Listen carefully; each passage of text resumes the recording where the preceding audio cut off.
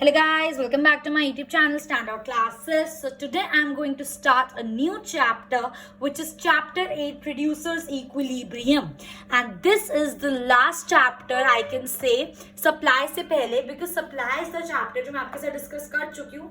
5 minute का 1-2 minutes का discussion कर लेते हैं इस चीज पे, क्योंकि अब जो मैं बात बताने वाली हूँ वो भी आपको पता होनी बहुत ज्यादा इंपॉर्टेंट है कि आपका सिलेबस कैसे बाइफोकेटेड है और किस तरीके से आप इसको तैयार कर सकते हो.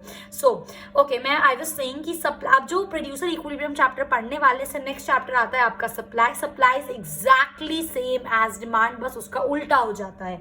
जैसा कि मैं आपको ये चीज बता चुकी हूँ, जिस बच्चे को डिमांड अच्छे से क्लियर है वो सप्लाई ऐसे कर लेगा. जिस बच्चे ने मुझसे पढ़ा है और उसी तरीके से मैं सप्लाई पढ़ाऊंगी, मैं मान ही नहीं सकती कि आपको 1% भी टेंशन या कुछ 1% भी हो कि हम ये कैसे करेंगे, क्योंकि वो मैं इतने अच्छे से आपको करा चुकी हूँ. ठीक है, सो ये वाला जो चैप्टर है प्रोड्यूसर इक्विलिब्रियम, मैं इसको डिवाइड अगर करूं बुक को 2 पार्ट्स में, सप्लाई के बाद, सप्लाई से लेकर उसके बाद वाला सेकंड पार्ट और सप्लाई से लेकर पहला, दैट इज फर्स्ट पार्ट, जिसके अंदर हमारा लास्ट चैप्टर था प्रोड्यूसर इक्विलिब्रियम. अगर अब आपने ये चीज अच्छे से समझ ली, आपका 80% ऑफ द सिलेबस खत्म हो चुका है. ट्रस्ट मी, बस ये करना है, देन सप्लाई करना है जो ऑलरेडी हम डिमांड की तरह कर चुके हैं, एंड देन लास्ट में हमें 2 चैप्टर और करने हैं. डायग्राम वाला चैप्टर बिल्कुल देखे घबराना मत, बिल्कुल फिट कर दूंगी आपके दिमाग में उसको हम कैसे करते हैं. एंड सेकंड हमारा जो बचता है वो बचता है परफेक्ट मार्केट वाला, जो आज हम थोड़ा सा इस चीज में टच करेंगे.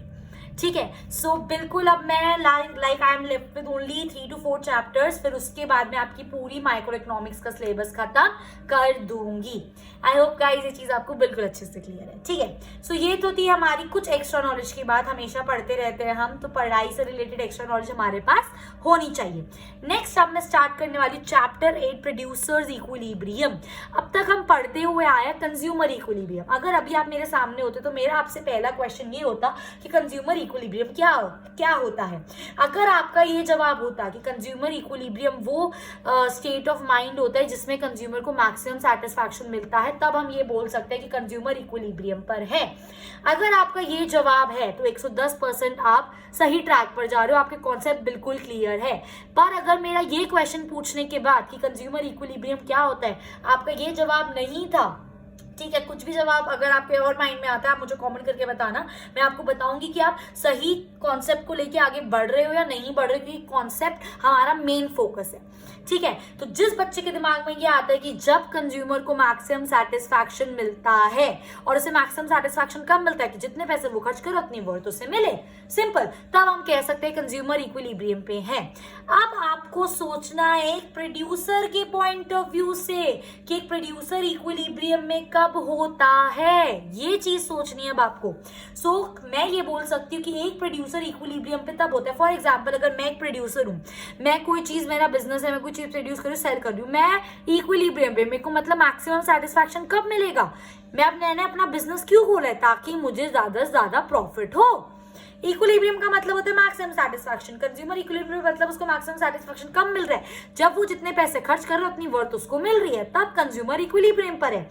तो प्रोड्यूसर को मैक्सिमम सेटिस्फैक्शन कब मिलेगी, प्रोड्यूसर इक्विलिब्रियम पे कब होगा, जब वो जो प्रोड्यूस कर रहा है उसको मैक्सिमम प्रॉफिट पे बेचे, या फिर आई कैन से जब वो उसको सेल करे तो उसको मैक्सिमम प्रॉफिट मिले, तब जाके प्रोड्यूसर को सेटिस्फैक्शन मिलेगी, और हम ये कह सकते हैं कि प्रोड्यूसर इक्विलिब्रियम पर होगा. इतनी बात समझ आ गई, 40% चैप्टर खत्म है. ठीक है, अब थोड़ा सा थियोरेटिकल पार्ट पे आते हैं. Consumer is at equilibrium when he gets maximum level of satisfaction.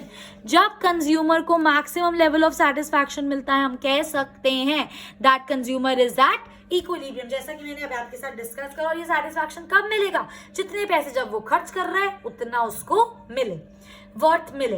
ये चीज मैं बार बार इसलिए रिपीट करती हूँ, आप ये सोचोगे बार बार एक ही बात बोले जा रही है, एक ही बात बोले जा रही है मैम, बट ये आपके लिए समझना बहुत इंपॉर्टेंट है. और मेरे को पता है मैं जितनी बार ये चीजें रिपीट करूंगी ना, उतना ज्यादा आपके माइंड में सेटअप होगा ये. ठीक है, नेक्स्ट आता है, अब आते हैं प्रोड्यूसर के पॉइंट ऑफ व्यू से. So producer will be at equilibrium when he gets the maximum profit, क्योंकि प्रोड्यूसर को जब मैक्सिमम प्रॉफिट मिलेगा तभी वो सेटिस्फाइड होगा, और अगर वो सेटिस्फाइड होगा तभी हम कह सकते हैं कि प्रोड्यूसर इक्विलिब्रियम पर है.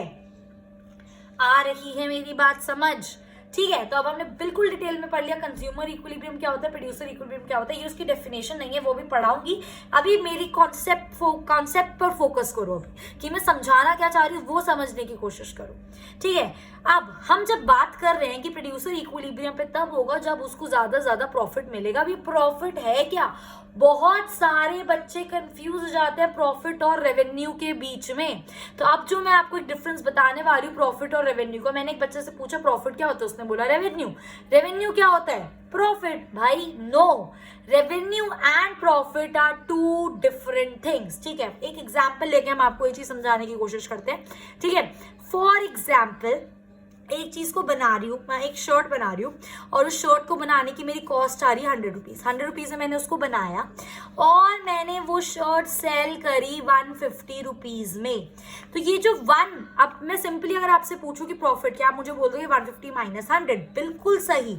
तो प्रॉफिट कितना होगा, 50 होगा, ये बिल्कुल सही है। पर रेवेन्यू क्या है इसके अंदर, तो रेवेन्यू होता है सेलिंग प्राइस, जिसमें आप एक्चुअली अपने कंज्यूमर को गुड बेच रहे हो। फॉर एग्जाम्पल मैंने एक शर्ट दी और मुझे 150 रुपीज मिले, that 150 rupees is my revenue.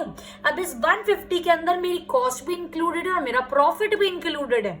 बात आ रही है मेरी समझ। अब जब मैं रेवेन्यू में से कॉस्ट को माइनस करूंगी तब मुझे क्या मिल जाएगा, प्रॉफिट। तो यही सबसे बड़ा फर्क होता है, profit is only profit, but revenue के अंदर आपकी कॉस्ट और आपका प्रॉफिट दोनों इंक्लूडेड होता है।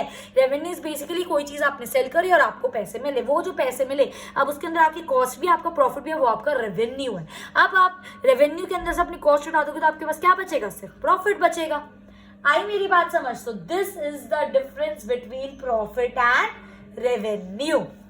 क्लियर हो गई बात, ठीक है। So profit refers to excess of receipts from the sale of a good. Language पढ़कर बिल्कुल घबराना नहीं है। प्रॉफिट क्या होता है, एक्सेस पैसा, जब हम कोई चीज सेल कर रहे हैं और कॉस्ट से ज्यादा पैसा हमारे पास आ जाता है, that is known as profit. I am so sorry, that is known as profit. ठीक है, so excess receipts from the sale of good over the expenditure incurred on producing them, मतलब जो खर्चा आपने उनको प्रोड्यूस करने में लगाया, अब जब आप उसको सेल कर रहे हो उस खर्चे के अलावा जितने एक्स्ट्रा पैसे आएंगे आपके पास, वो आपको क्या माना जाएगा, प्रॉफिट। इसी एग्जांपल से मैं आपको एक चीज समझा सकती हूँ। देखो 100 रुपए की एक मेरी शर्ट थी, मैं 150 की उसे सेल कर रही हूँ। अब जो 150 का मैंने उसे सेल कर, उसके अंदर जो 100 रुपीज है वो तो मैंने बनाने के ही लगाए हैं, तो उसके अंदर से आपको ये 100 रुपीज हटाने पड़ेंगे, तो आपको बचा कितना, 50, जो कि आपका प्रॉफिट है। ये वही तो बात बोल रहे हैं कि एक्सेस पैसा, जितना आपने खर्चा करा है उस खर्चे को कवर करने के बाद जो एक्स्ट्रा पैसा आपके पास बचता है, that is known as profit.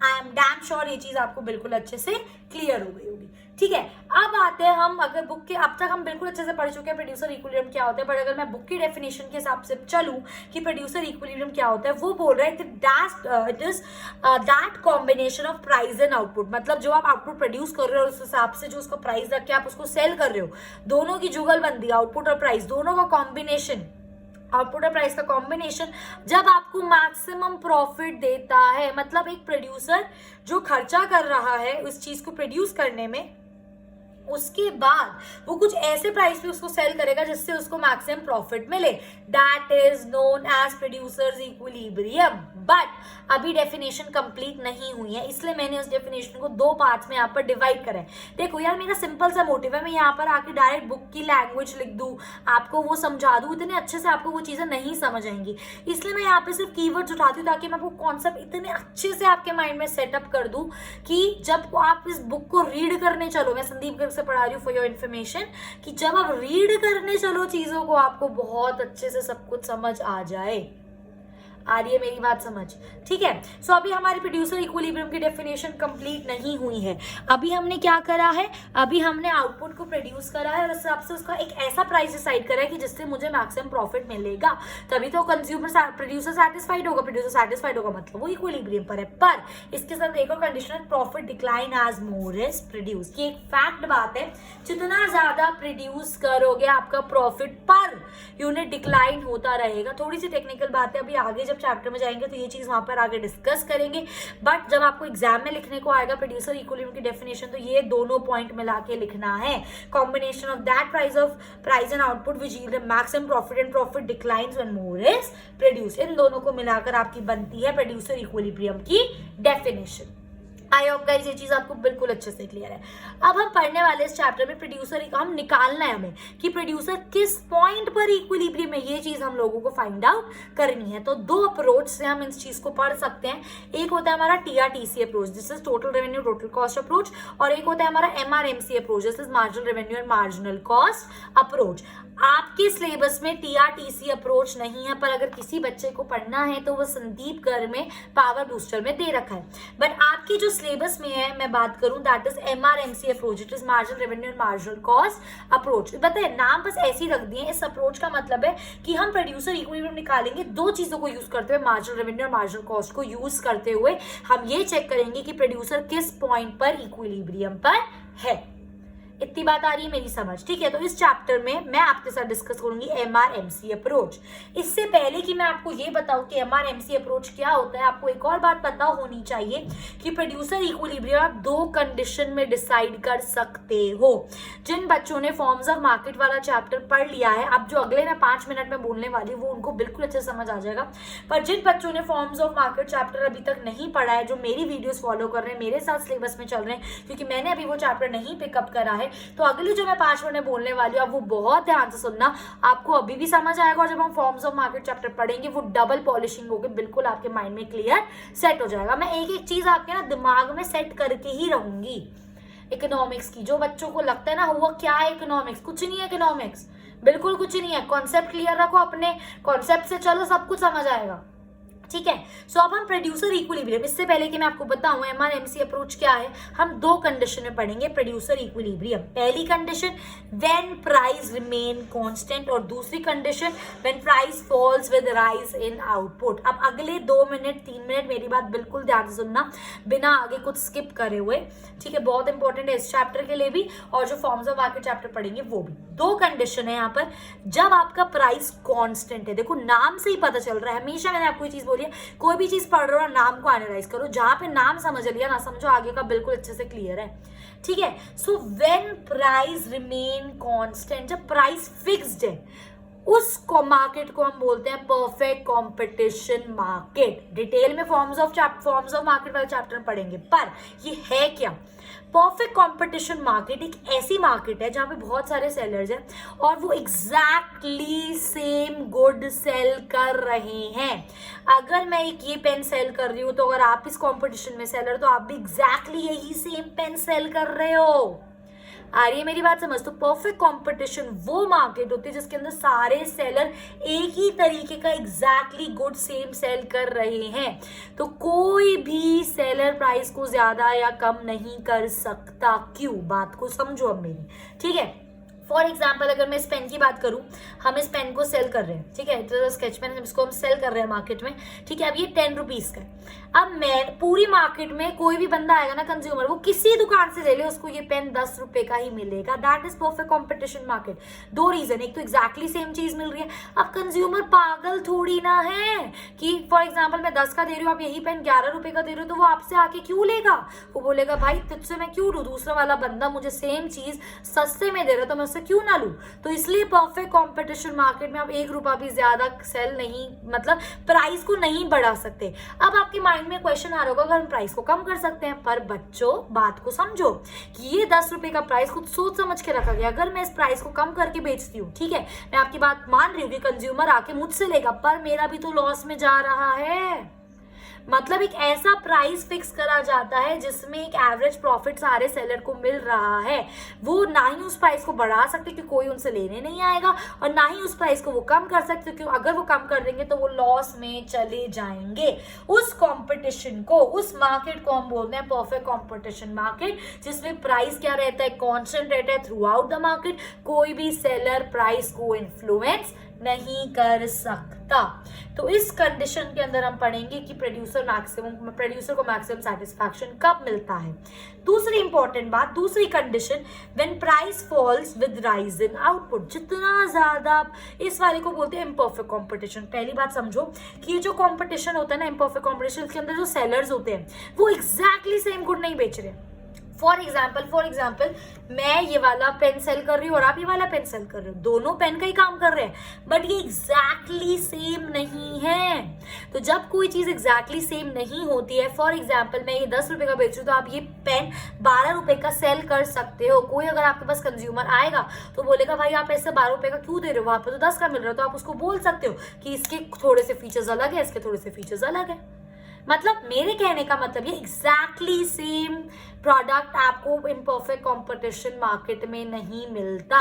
Substitutes होते हैं, अगर ये नहीं मिल रहा ये ले लो, अगर ये नहीं मिल रहा ये ले लो, सब्स्टिट्यूट अवेलेबल होते हैं पर एग्जैक्टली सेम नहीं होता। इसलिए उसके अंदर आप प्राइस, जो सेलर है वो अपने हिसाब से प्राइस को थोड़ा बहुत बढ़ा या कम कर सकता है, पर इस मार्केट में, परफेक्ट कंपटीशन मार्केट में वो चीज पॉसिबल नहीं है।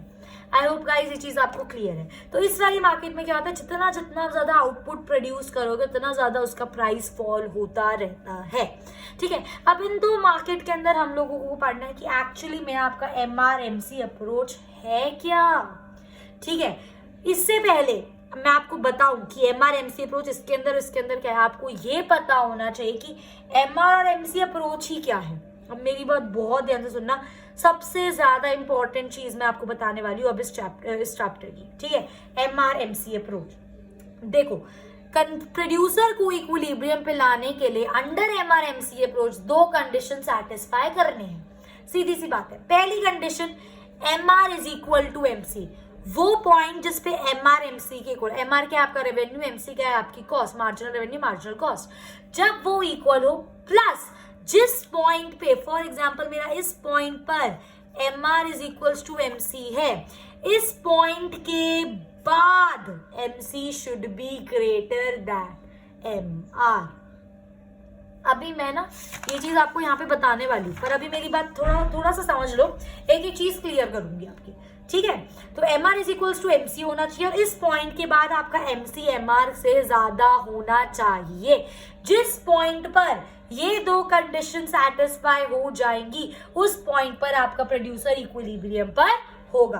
कह सकते हैं उस पॉइंट पर आपका प्रोड्यूसर मैक्सिमम सेटिस्फाइड होगा। इतनी बात समझ आई। ठीक है, अब हम MRMC क्यों ले रहे हैं, क्योंकि जब तक आपका MC MR से कम होगा, मतलब आपकी कॉस्ट MR से, आपके रेवेन्यू से कम है, तो अच्छी बात है, प्रॉफिट अर्न कर रहे हो। पर जैसे ही आपका MC MR के बराबर आ गया, उस पॉइंट के बाद प्रोड्यूसर प्रोड्यूस नहीं करेगा, क्योंकि जितना हम कॉस्ट लगा रहे हैं उतना ही रेवेन्यू आ रहा है, कुछ प्रॉफिट ही ना है, तो वो बंदा क्यों प्रोड्यूस करेगा। बात आ रही है मेरी समझ।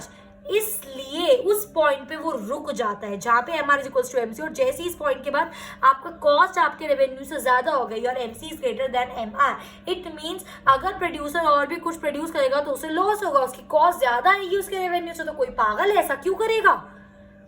बात आ रही है मेरी समझ। तो उस पॉइंट पर मतलब आप समझ लो कि रुक जाओ, प्रोड्यूसर मैक्सिमम सेटिस्फाइड है, प्रोड्यूसर इक्विलिब्रियम पर है, MR is equal to MC, और उस पॉइंट के बाद MC should be greater than MR, उस पॉइंट पर आपका प्रोड्यूसर सेटिस्फाइड होगा।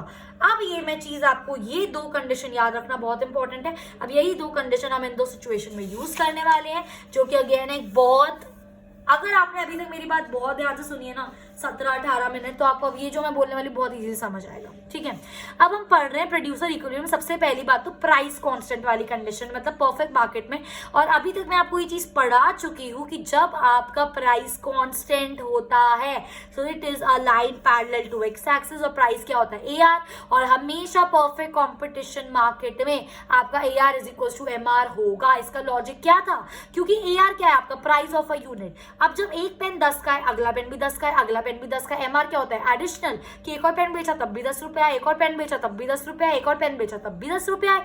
इसलिए आपका परफेक्ट कंपटीशन मार्केट में AR is equal to MR होता है, ये हम सबको पता है। और हम लोग क्योंकि MRMC अप्रोच पढ़ रहे हैं, तो MR का कर्व क्या हो गया पैरेलल टू एक्स एक्सिस, और MC का कर्व क्या होता है यू शेप्ड कर्व होता है। तो ये बन गया आपका डायग्राम। ठीक है, ये बन गया आपका डायग्राम। अब इसके अंदर आपको 2-3 चीजें समझना बहुत ज्यादा इंपॉर्टेंट है। ये आपका MR है, ये आपका MC है। ठीक है, अब इस पॉइंट पर भी MR is equal to MC है, और इस पॉइंट पर भी MR is equal to MC है। ये वाली कंडीशन तो सेटिस्फाई हो गई, MR is equals to MC। अब बच्चे कंफ्यूज कि भाई प्रोड्यूसर इस वाले पे इक्विलिब्रियम पे होगा या इस पॉइंट पे इक्विलिब्रियम होगा, पर अभी हमने दोनों कंडीशन लगाई ही कहाँ है, हमें मिल गया MR is equals to MC। Next condition क्या है, MC should be greater than MR। क्या इस पॉइंट के बाद आपका MC MR से बड़ा है? नहीं, ध्यान से चेक करो, MC नीचे MR ऊपर है, तो इस पॉइंट पे आपका MC छोटा है MR से।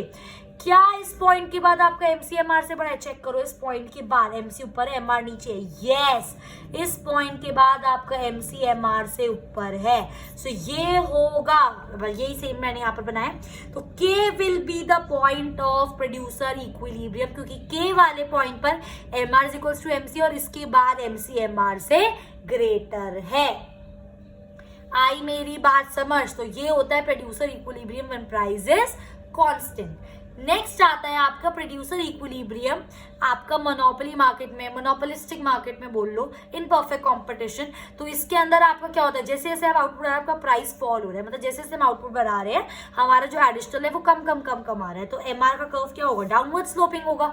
ये ऐसा क्यों होता है मैं आपके साथ ऑलरेडी प्रीवियस चैप्टर्स में डिस्कस कर चुकी हूँ, ठीक है। MC का कर्व अगेन क्या होगा आपका, यू शेप का होगा। अब अगेन इस पॉइंट पर MR is equals to MC है, इस पॉइंट पर भी MR is equals to MC है, पर इस पॉइंट पर आपका MC MR से छोटा है, पर हमें क्या चाहिए, पॉइंट के बाद MC should be greater than MR, और इस पॉइंट पे आपका MR is equals to MC और इसके बाद MC आपका MR से greater, that's why this will be the point of producer's equilibrium which is point E। I hope guys ये चीज आपको बिल्कुल अच्छे से क्लियर है। तो इस वीडियो में मैं चाहती तो अभी एक दो न्यूमेरिकल करा के ये चैप्टर पूरा खत्म कर सकती थी, it is a very short chapter, but I want कि मैं इस पे एक और वीडियो क्रिएट करूँ, एटलीस्ट आपके साथ 15 to 20 मिनट्स और स्पेंड करूँ इस चैप्टर पे, ताकि आपको ये चैप्टर बिल्कुल अच्छे से समझ आ जाए। आई एम डैम श्योर ये बिल्कुल आपके दिमाग में अच्छे से सेट हो गया होगा, पर अगर अभी भी आपको कोई डाउट है बिल्कुल बेझिझक होके कमेंट करके आप मुझसे पूछ सकते हो। कोई आप मुझसे कोई आपको क्वेश्चन किसी न्यूमेरिकल में डाउट हो वो आप मुझसे पूछ सकते हो। I am always there to help you. And also this is the information for class 11 and 12 students both. अगर आपको कोई आगे नहीं समझ आ रहा है कि कॉमर्स बैकग्राउंड से जो अगर आपने कॉमर्स बैकग्राउंड लिया हुआ है आगे जाके आपके पास क्या क्या ऑप्शंस अवेलेबल है, तो उसके लिए भी I am open guys, I am there to guide you. But अपने क्वेश्चंस पुट अप करो, अपने डाउट्स पूछो कि वही जब हम कॉमर्स कर लेंगे उसके बाद हमारे पास क्या क्या ऑप्शंस अवेलेबल हैं, अपने आप से पूछो कि आपको क्या करना है। हमेशा मेरी बात याद रखना, क्लास 11 12 में जो अभी आप पढ़ोगे ना, चाहे आप बैचलर्स करो चाहे मास्टर्स करो, आगे तक आपके लाइफ में काम आएगा।